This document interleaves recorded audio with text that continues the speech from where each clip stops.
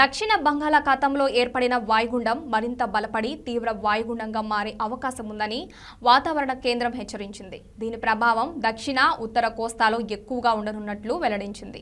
వాతావరణ కేంద్రం మొదటి ప్రమాద హెచ్చరికను జారీ చేసింది. తీర ప్రాంతాల్లో 35 నుంచి 55 కిలోమీటర్ల వేగంతో ఈదురుగాలులు వీచే అవకాశం ఉందని తెలిపింది. నాగపట్నానికి 880, పుదుచ్చేరికి 980, చెన్నైకి ఆగ్నేయంగా 1050 కిలోమీటర్ల దూరంలో కేంద్రీకృతమై ఉందని, రాగల 24 గంటల్లో తీవ్ర వాయుగుండంగా బలపడనుందని తెలిపింది.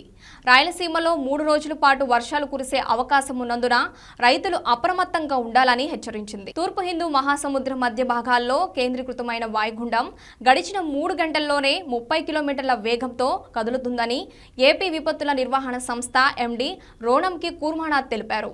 మత్స్యకారులు సముద్రంలోకి వేటకు వెళ్లరాదని, వేటకు వెళ్లినా మత్స్యకారులు వెంటనే తిరిగి రావాలన్నారు. వరి కోతలు, ఇతర వ్యవసాయ పనుల్లో రైతులు తగిన జాగ్రత్తలు తీసుకోవాలని సూచించారు.